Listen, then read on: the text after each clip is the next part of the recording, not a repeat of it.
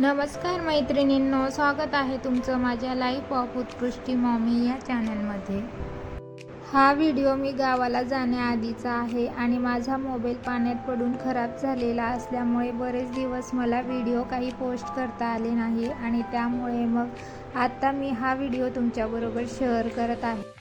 आज आहे रविवार आणि आज एक्स्ट्राचं कामही मला करायचं आहे, म्हणून पटकन स्वयंपाक आवरून घेतला आणि सध्या पोळ्यांमध्ये खूपच मुंग्या होऊन जातात म्हणून एका प्लेटमध्ये पाणी घेतलं, त्यावर एक स्टँड ठेवला आणि त्याच्यावर मग पोळीचा डब्बा ठेवला। असा काही जुगाड मी आज केलेला आहे। आणि घरातील सगळी बेसिक कामं पूर्ण केल्यानंतर मग मी आज सगळे कंगवे धुवायला घेतलेले आहे।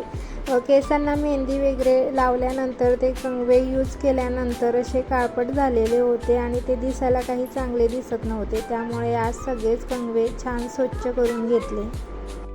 घरातील अशी लहान लहान कामं दिसत नसली तरी खूप महत्त्वाची असतात आणि आपल्या बेसिक कामांव्यतिरिक्त दररोज आपण असं लहानसं एखादं काम करत गेलो तर आपल्या कामांची लिस्ट कमी कमी होत जाते।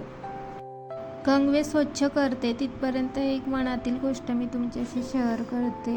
माझा मोबाईल पाण्यात पडून खराब झाल्यामुळे बरीच माझी मेहनत वाया गेलेली आहे, कारण त्या मोबाईलमध्ये मी बरेच व्हिडिओ शूट करून ठेवलेले होते आणि तो डाटाही आता बराच नष्ट झालेला आहे, त्यामुळे मला खूपच वाईट वाटत होतं। असो, आता मी नव्याने सुरुवात करते आणि ज्या एक्स्ट्रा कामासाठी मी आज सकाळी पटापट कामं आवरत होती तेच काम आता मी करायला घेणार आहे। कधीतरीच मी कपडे शिवायला काढते, त्यामुळे त्या मशीनवर जी थोडीफार धूळ जमलेली होती ती सृष्टी मला स्वच्छ करून देत आहे। वस्तू स्वच्छ करायचं सृष्टीने आज जरा जास्तच मनावर घेतलेलं होतं आणि मी सहज तिला बोलली की तुझी जुनी सायकल उत्कर्षला द्यायची आहे, तर तिचं म्हणणं असं होतं की ही जुनी सायकल आहे पण मी तिला धुवून स्वच्छ करून उत्कर्षला देते, म्हणून तिने ही सायकल मग स्वच्छ करायला घेतली। आणि ही सायकल थोडीशी रिपेअर करायची होती, त्यामुळे मी तिला सांगत होती की तुझा धुवून आता काही फायदा होणार नाही, कारण की अजून ती रिपेअर करायची बाकी आहे, त्यामुळे मग ती अशीच पडून राहील आणि तुझी मेहनत सगळी वाया जाईल। पण ती काही ऐकायला तयार नव्हती। त्यानंतर जे काही एक्स्ट्राचं काम मला करायचं होतं त्यासाठी मी आधी मार्केटमध्ये गेली आणि ज्या साडीचे फॉल वगैरे बाकी होते आणि जे रीळ मला लागणार होतं ते रीळ मी घेऊन आली। एका साडीवरचं ब्लाऊजही मला आज शिवून घ्यायचं होतं, त्यामुळे मग त्या साडीवरचं अस्तर माझ्याजवळ अवेलेबल नव्हतं, त्यामुळे ते अस्तरही घेऊन आली।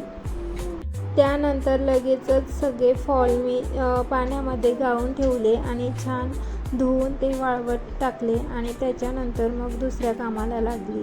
आधी मी जे ब्लाऊज मला आज शिवायचं आहे ते कापायला घेतलं। माझ्याकडे एक कापलेला ब्लाऊज पडलेला होता, त्याचं अस्तर मी त्या अस्तरवर ठेवून कापून घेतलं। गावामध्ये जी माझी ताई राहते त्याच ताईकडनं मी हे पॅटर्न काढून घेतलेलं आहे आणि माझ्या पुरतीचं ब्लाऊज मी शिवून घेते। हे जे पॅटर्न आहे ते प्रिन्स कटचं आहे आणि सध्या मला प्रिन्स कटचे ब्लाऊज खूपच आवडतात आणि एखाद्या व्हिडिओमध्ये मी स्टिचिंग कशा प्रकारे करते तो व्हिडिओसुद्धा मी तुमच्याबरोबर शेअर करेन। बऱ्याच ब्लाऊजची स्टिचिंग करत असताना धागे बाहेर निघतात आणि मग एक एक धागे निघून ते ब्लाऊज खराब होतात, पण मी वेगळ्या प्रकारे स्टिचिंग करत असते, त्यामध्ये पिकोचीही गरज नसते, परंतु फिनिशिंग अगदी सुंदर असते। तेच मी तुमच्याबरोबर एखाद्या व्हिडिओमध्ये शेअर करेन।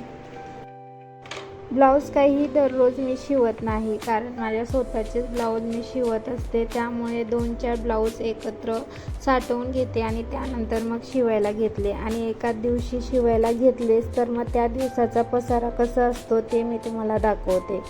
असा सगळा पसारा करून मी बसलेली आहे। एखादा प्रोफेशनल टेलर असेल त्याच्या घरातही इतका पसारा नसेल इतका पसारा घेऊन मी बसलेली आहे। कधीतरी शिवायला निघाले म्हणजे माझ्या मनात असं होऊन जातं की आज मी फॉलही लावून घेणार, आज मी ब्लाऊजही कापून घेणार आणि शिवूनही घेणार आणि त्यातलं फक्त 1-2च काम होणार आहे हे मलाही समजतं, परंतु सुरुवातीला मात्र मला असं होऊन जातं की आज सगळी कामं पूर्ण होऊन जाणार। त्यानंतर मग साडीला मला फॉल लावायचा होता, म्हणून मशीनला मी एका साईडने साधी शिलाई मारून घेतली. कारण माझं मशीन हाफ सेटल आहे, पिकोचं मशीन आहे, त्यामुळे एका साईडला मी साधी शिलाई मारून घेते आणि दुसऱ्या साईडला मग हात शिलाई करून घेतली. या साडीच्या फॉलला इस्त्री करायची काही गरज पडली नाही, परंतु दुसऱ्या साडीला मी एका साईडने साधी शिलाई मारून घेतली आणि त्यानंतर फॉल लावायला गेली. त्यावेळेस लक्षात आलं की तो थोडा चुरगळलेला आहे, त्यामुळे मग त्याला थोडीशी प्रेस मारून घेतली आणि त्याच्यानंतर मग त्या साडीलाही छान फॉल लावून घेतला. मी साडीला फॉल लावत आहे तिथपर्यंत उत्कर्ष मागे गाडी खेळत आहे आणि उत्कर्ष जेव्हा गाडी खेळतो त्यावेळेस त्याला अशा चादरी लागतात, कारण की त्याला त्या चादरीच्या साहाय्याने असे गतिरोधक बनवायचे असतात.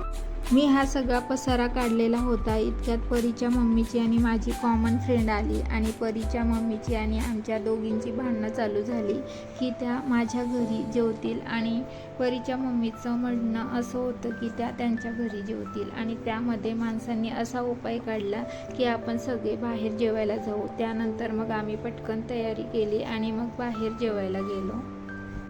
छान असं हे रेस्टॉरंट होतं आणि आम्हीही पहिल्यांदाच या रेस्टॉरंटला गेलेलो होतो. जेवणं वगैरे झाली आणि त्यानंतर त्याच्या बॅक साईडला एक स्विमिंग पूल होतं आणि तिथेही मग आम्ही छानपैकी एन्जॉय केलं. परंतु माझा मोबाईल पाण्यात पडलेला असल्यामुळे त्या सगळ्या क्लिपा माझ्याजवळ आता उपलब्ध नाही आणि त्याचं मला दुःख वाटत होतं. थोड्याफार क्लिपा माझ्याजवळ ज्या उपलब्ध होत्या त्या मी या व्हिडिओमध्ये ॲड केलेल्या आहेत. इथे जेवायला गेलो त्यावेळेस उत्कर्षने मात्र खूपच त्रास दिलेला आहे आणि त्याला काय माहीत कसला राग आलेला होता. तो खूपच इथे चिडचिड करत होता. जेवणं वगैरे आटोपल्यानंतर मग बॅक साईडला आम्ही गेलो. तिथे छान टेंटसारखे रूम होते आणि स्विमिंग पूलही होता. इथे छान व्हिडिओ घेतलेले होते, पण आता ते काही माझ्याजवळ अवेलेबल नाहीत. असा काहीसा आजचा दिवस होता.